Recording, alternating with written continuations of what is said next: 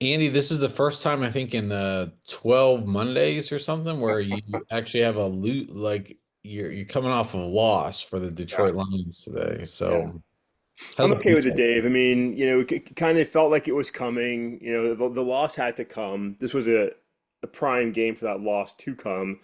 Didn't have to be a loss, to be honest. I mean, the Lions started out really not playing good ball for the first half. I mean, they were dominated in the trenches, couldn't stop Josh Allen, just weren't really getting much done. But second half, and the Lions have been a good second half team. They came out, they scored, they did well. So I was okay with it. But some like real one shitty play call by Dan Campbell, really kind of confused everything. But I do have some concerns about my Detroit Lions going down the stretch here. I'm sure we'll get into that later. But overall, I think this was a pretty uneventful weekend. Things pretty much shook out as we expected them to for the most part. Some surprisingly good scores for a couple of teams that maybe are going to be more potent in the playoffs than we thought, Dave. But with all Yeah. that, I'm sure we'll get into it. Happy Monday. For those who can't see you, you got a great haircut and a lovely red shirt on today. So excited for Yeah. that. And dude, I got to ask, I'm curious. America's curious. How's the puppy doing? Have you taken him out back and Christy gnomed him yet, or is he still like how are things going there? He's been doing great actually. You get the things here and there, but he's out going outside, he's doing his business outside for the most part. We'll get things here and there, but Um, the big thing I thought, and the reason why I was like, my daughter was a big proponent, my older daughter was a big proponent for wanting to get it, and she did all the picking and everything.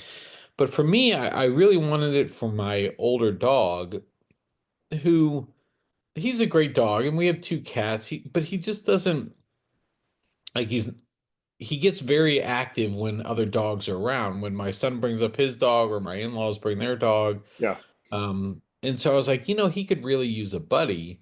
And they are like, even though the size differential is not great now, they are having a high old time playing together. And yeah, I think it's been really great for him yeah. and the older dog. And for me, that makes me happy. So And I think that's part of the beauty and misery of having pets is like not only are they our companions, but they're companions to one another, which I love. So I mean, I've got the two dogs and we've got the cat, and like I love the fact they're together.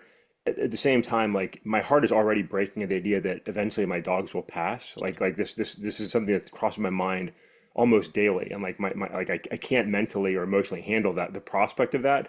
And then I think like as much as I'd love to get like another companion dog for my remaining dog when that time comes, like I don't know if I can emotionally handle it. Like it's just so much. I mean, our pets are so sweet and so yeah, loving. Like it's a lot. But I'm glad. I'm glad you guys have had a good experience so far. I'm glad things are good on the pet front. Happy Monday, Dave. We're now more than halfway through the last month of the year, and it's an interesting it's time. crazy. Yeah. It's crazy.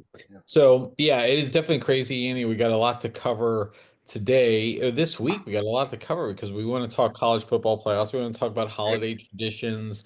So we won't talk those today. So look forward to those later in the week. But Andy, we probably should start with football. Yeah. It actually was kind of a shitty day of football yesterday. I mean, Yeah. bad Yeah. quarterback plays, just overall bad games. The Cowboys won over the Panthers.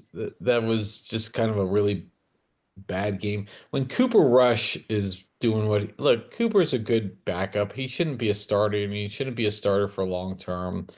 And when he's been able to put up whatever, how many points that they put up today, um, that's 30 points. That's more than the Chiefs have put up all year. But anyways, so that was bad football today. That we talked about the Lions and the Bills. Josh Allen's just in. He's really good. Yeah. He Um, is. but I think the bigger story is that your team is just really injured. Yeah. So that's a concern, I think, for the team that has been dominant all year, and now they're could be limping into the playoffs and Yeah. at the wrong time, right? Yeah, I mean, it kind of validates for me my top five from last week, where I put Detroit in a third behind Philly and Buffalo. And I think that's really fair for the injuries are just they've been mounting up, they've been mounting up, they've been mounting up. The guys been able to come back, but we might have lost two more for the season yesterday. And Carlton Davis, a pretty important part of the secondary, and Ali McNeil, he's been banged up all year, in and out, kind of with injuries, but it looks like he's lost for the season too. Like you can't go down the stretch and win if you're missing, half of your starters on defense. And, hats off to Aaron Glenn for getting them to continue to play well. And the defense didn't play well yesterday, but it kept up ish. The highest Yeah. scoring game of the season. But the injuries are killing the Lions, and if they can't figure out how to handle that, like you can't win the Super Bowl. You can't win the Super Bowl without your defense, and that's kind of where the Lions are right now. Meanwhile, Buffalo's getting hot at the right time of the year. Philly had some issues early on. They seem to be playing through it, and they're, I think, the strongest team in the NFL right now. Injuries matter. They add up. No matter how good a team you are, the injury boat will hurt you, and you can't win in the playoffs if you don't have your team together. And Detroit's got to kind of see how things go. They've got a tough end of the season, but while that there's a whole lot to talk about for Detroit, and it was a wild game to watch. I mean, 90 points. It was crazy, and there was a lot of fun to it, and that could be still a Super Bowl rematch. And I hope that I hope that it isn't, at least as much as Detroit gets there. But listen, the Bucks were one of the surprisingly good teams yesterday, and the Broncos, Dave, like they're actually playing good football. Like there's going to be some fun playoff matches here coming up with some of these teams and the Chargers. I mean, I'm excited about it. I tell you, the Bucks have been like really fun to watch. They destroyed the Chargers Yeah, yesterday. I mean, yeah, the Chargers have been one of the best point team, or like defensively, lowest points allowed. And the Bucks put up 40 points on them. They're healthy right now because they went through a stretch where they lost all their wide receivers, and even Baker Mayfield was tough. And yet they were still kind of hanging in these games. Now these people are back. Their offense is pretty explosive, yeah. and I'm excited about them. And then you mentioned the Broncos, Andy. We've been talking about Bo Nix for there was a game he had like 60 passing yards, and everybody was making fun of it. But like, this is what happens when you have real coaching. It was all part of a plan by Sean Payton to slowly build up the confidence in their young quarterback, even though he's the oldest rookie Yeah, quarterback. yeah, But the reality is like that's a 9-5 team. I think their over under was 5.5 wins this year. yeah, So, and they're in a position now to win 10 games. I mean, they have a couple tough games the rest of the year, but 10 games, they're firmly in the playoffs right now, and good on them. I mean, um, that was a lot of people saying that was a bad team this year. And then you have they were all laughing about Bo Nix, and here he is. He's the only rookie quarterback who's got his team in position to make the playoffs. yeah. Well, I I mean, mean, Jaden Daniels too. So yeah, that's true. And JD is still playing really good football. But I mean, you nailed it. And the thing about the Bucks more than I think anything is like they're fun to watch, right? I mean, yeah, Baker Mayfield is fun to watch play football. The Tampa Bay Buccaneers are a fun football team, and even though they gave Detroit a loss early on, so I have to be a little bit mad at them. Like I can't be mad at them because they're a fun football team, and they also could be good in the playoffs here if they can stay healthy. They did yep, well last year, right? And they could surprise some folks this year. So I think the playoffs are going to be a good time, and some concerns here. I mean, I don't know how serious the injury to Patrick Mahomes is. I have a chance to go back and like dig into that, but you know, the Chiefs weren't playing great football despite their strong record. You said earlier, right? One of the only teams not to post 30 points in a game with some pretty abysmal teams in that category. And you take out Patrick Mahomes, and like I don't know if that team can really get through the playoffs. They can't beat a Buffalo Bills team that's on fire. So we'll see what happens here. These last weeks are going to be big. yeah. So the Chiefs play Saturday, and then they play on Christmas. So they play Yeah, effectively. They play 3 games in what 10 days or yeah, 11 days or something. Same thing with the Steelers, and the Steelers had a bad injury yesterday too. TJ Watt, their stud defensive player, he went out late in that game. So this is going to be like injuries at this time of year are really tough for these teams. And so we'll have, the games on Saturday, which I love Saturday games. Sunday, Monday to wrap up. So we have Thursday, Saturday, Sunday, Monday. Then we have Christmas Day on Wednesday. We've got a lot of football in the next week, Andy. It's a going to lot of be football. near the end of the year. This is exciting time for sure. So, any thoughts on that Steelers Eagles game? Because the Eagles came through resilient. Yeah, look, the Eagles are good. The Eagles are good. I saw, I can't remember the year. I saw a stat somewhere that Pittsburgh hasn't won in Philly since like the 1960s, and that continues to hold true.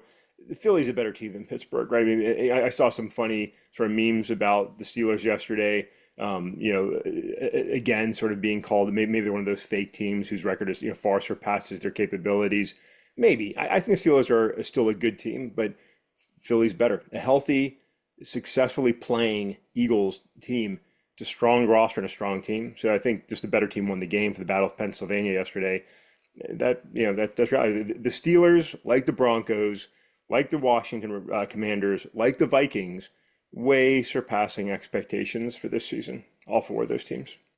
Yeah, very good, very good. So let's wrap up that conversation for the day. We've got more sports to talk. There's two Monday night games tonight as well, and then we can get into some of the stuff as we get into later in the week. We'll do our top five, bottom Yeah. one on Wednesday.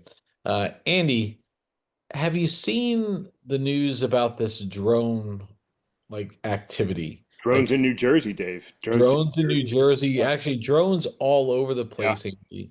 There's a lot of, are they drones? Are they UFOs? Are they people just hyper paranoid? I mean, some of these images are clearly airplanes Yeah.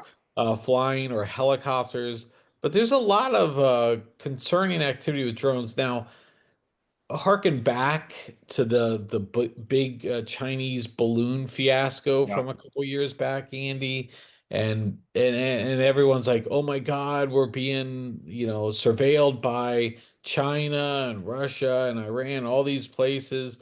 There's also like the talk of UFOs Of and course. shutting down airspace over places now. I don't know. Like when I first saw this story, I was like, whatever, but it keeps getting bigger and bigger. Is there just nothing else to talk about? I don't know, Andy. I mean, I think it's right for people to raise concern, right? If you start seeing things can't identify, you know, I think it's right to report it. And when you start seeing them in mass, or you think you start seeing them in mass, I think it's good to investigate it. But it has sort of spun into a bigger story. Now, again, we don't know exactly what's going on, right? The Department of Defense, DHS have come out and said, look, we don't think this is a foreign adversary. We don't think it's a major concern. But we're not being able to explain exactly what it is. Like I said, some of them we can identify as what they are, but some of them are still sort of like we're not 100% sure. And it makes sense that we're not 100% sure what they are. Cloudy skies, like I said, low-flying aircraft, sports enthusiasts, drone enthusiasts, we don't know. Is it a threat? Like, we don't think it is, but could it be? I mean, it could be, right? It could just be DoD playing around too, experimenting with things. Like we don't know, right? But it is kind of funny to see people get so worked up about things. But I don't necessarily know that I feel bad about it because we want to be concerned. We see things we don't understand. Are they UFOs? No, Dave, because there aren't any aliens. And holding that line. No, they're not underwater sea life creatures. Lauren Boebert, they're not coming out of 1960s Marvel comic books, But we haven't like nailed down what they are. So I think it's okay to ask the question, but I'm holding the line. They're not alien invasions, Dave, and it's probably not a Chinese invasion either. Okay, okay, so we're not talking advanced civilizations here. Oh, I don't think so.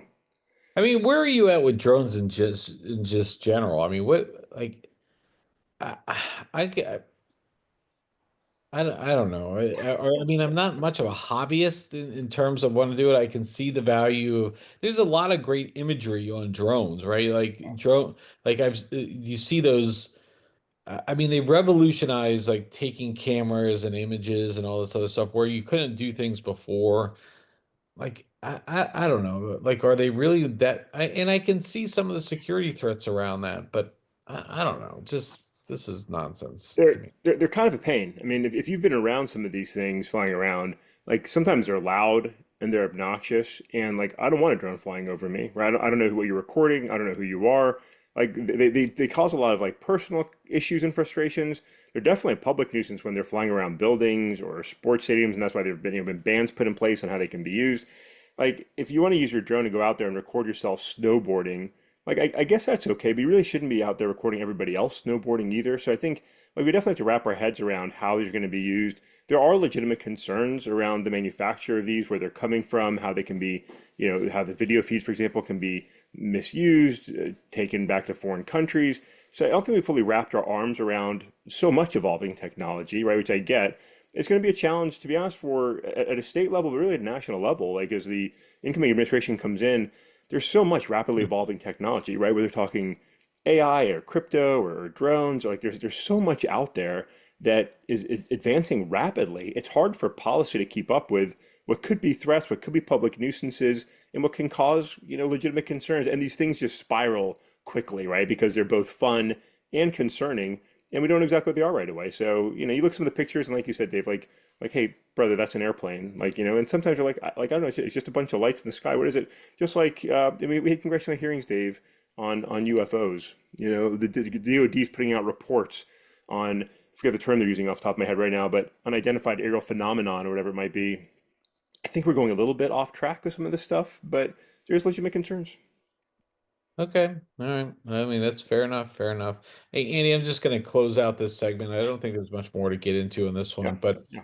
let's switch. I'm going to do a little bit of I'm going to hit you rapid fire with a couple things here, Andy. All Okay. right. So you're not prepared for any of this I'm because not prepared for much. No. I'm just making it up on the spot here. All All right, Andy, we're gonna go through. I'm gonna give you the first thing first. I'm gonna talk because this is now key week coming up for some of these Trump nominees for some of these key positions. They're starting to boil to a headway. We've had some discussions on some of them in the past. Hegseth and RFK Jr. Let's make some predictions here, Andy. Okay. Let, let's make some predictions. So I'm going to give you four individuals, and let's do. Are they going to make it, or are they not going to make it? All right. Okay. I like that. Okay, let's do it. Okay. So let's start with Hegseth for Department of Defense. Yep. Is he gonna make it or not? I'm gonna make it. He's gonna make it. Yeah, I'm actually convinced he's gonna make it at this point now too. There's a lot of rumblings earlier, but at the end of the day, I think he's gonna make it. Yep. All right, RFK Jr. Andy for Health and Human Services. Gonna make it. You think he's gonna make it? Yeah, I think, I mean, I don't know there's going to be anything that disqualifies him from making it. I mean, there's things that you could say should disqualify him, like as far as something, but I don't think he actually will be. There's, like, again, the Senate's job is to challenge, but not just block people they don't like, right? They're supposed to challenge these guys, make sure that they're reasonably fit for office, but not to just frustrate the incoming president, unless there's like genuine red flags and concerns, as there are with Pete Hegseth, perhaps, right? But unless there's like something you can say, this person cannot have this job for these reasons. They're immoral, unsafe, whatever. And again, you could make these arguments with RFK Jr. You can, but they won't, and he'll come into office.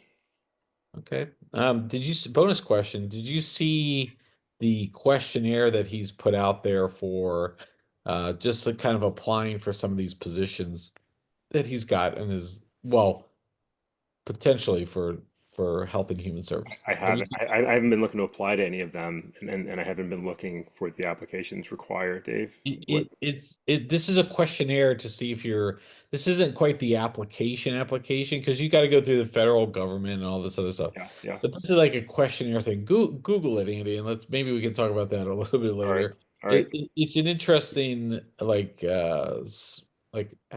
type of thing. I think he's gonna make it. It's probably going to get contentious at times. Yeah, He's got quite, I mean, he's got quite a position on vaccines that I don't like, especially when you talk about polio and measles and yeah. stuff that I think there's been some interesting pieces that have come out lately. Okay. So I 100% agree with that. There are, listen, I'll say this, there are some arguments that one can make about mandatory vaccines. Like I will say that, like, there are arguments you can make. I don't agree with a lot of it, right? But I understand the argument that's made. But it is frustrating to see people bring up issues that are not issues, like questioning the health of polio vaccine. Like, we eliminated polio. Like Right. we don't want that coming back, right? The continued discussion of links to vaccines and autism, which have been debunked. They've been debunked, like, clearly and publicly. Those are still coming back up. It just creates a challenging environment where people again lose trust and confidence in things that they shouldn't be losing trust and confidence in, and that's a large part of the QAnon MAGA, alignment. Not everybody falls into that camp, but a lot of it does align, and it's really it's a loss for America. And again, like you said before, David, it's good for Russia, which double fail. Yeah, it just gives more ammunition to go after for feeding misdis and malinformation, Yeah, right? yeah, Okay, Andy, we've gone through half of them. Let's go through yep, the other yep, two here. yep. Let's go with Office of the Director of National Intelligence. Yeah. Tulsi Gabbard. Yeah. Yeah. So I think she's maybe the most Yeah. likely to not go through. And listen, I said before when she ran for the White House, I was interested in her campaign. I was interested in her. I liked the fact that she served. I liked the fact that she wasn't beholden to her party. I did have some concerns about some of her positions and comments, but I was willing to take them as reasonable questioning. But the more sort of that she's progressed down this path, like I've come to like not be able to, like I can't agree with her, right? She's too far down a dangerous path of opinion, like the whole, fall out of Syria and some of her past comments. Like there's a lot to sort of. I don't think that that's going to work out for her. I think she's said too many things that don't work. I think she's too seen as too close to regimes we don't want to be supportive of. It's an important position that she is, as you said before, she is not really probably qualified for. And I don't think I think she might be one of those pieces that doesn't make it through. Yeah, I just don't see where any of her qualifications put her in this role. Like maybe you could have put her in a couple different roles here, but just by being a military intelligence person doesn't mean you're actually capable of running this type of thing. I mean, that's like me saying I could do that, but well, Yeah, maybe I could. I Dave, you could probably do that. Yeah, you could do that. I'd Yeah. probably do a better job than she could. I don't think she's going to make it. I Da- don't think she's Dave for gonna. DNI. Dave for DNI. Dave Yeah, for DNI. that's right, David D and I. All right, let's go with our last one, Mr. Patel, Andy for director of the FBI. I just want to say, like, I was a huge fan of Christopher Wray. Yeah. And by the way, he was a Trump appointee. Yep. I think he did a fabulous job at the FBI. And I think everyone will complain about the politicalization of the FBI. Quite the opposite, I think, Andy, here. And so, um, yeah, I don't want to see a guy like Patel come into office where he's already got these preconceived notions and beliefs about things and talk about weaponisation. Like, hello, this Yeah. is what he's going to do. So, So they talk about um, QAnon, right? I mean, that's yeah, now he will make it, Dave. I don't think there's any reason to disqualify him. Again, not that one might not agree with him, but can you say no? This man cannot serve in this position. I think he'll get through. I can't speak to how he'll perform, right? I mean, I got some concerns, but I can't. He might do a decent job. But on Director Ray, listen, I've had a chance to meet Director Ray on a handful of occasions. I think he's done a great job too, right? A Trump appointee, he's served a couple of administrations now, as most FBI directors do. Trump is basically getting rid of his second FBI director, as he did with James Comey, an uncommon occurrence. Director Ray serves nation well and faithfully, and the FBI has done, I think, a good job under his supervision. I push back on a few things. I disagree with encryption with the FBI. I have for a long time. Will continue to do so.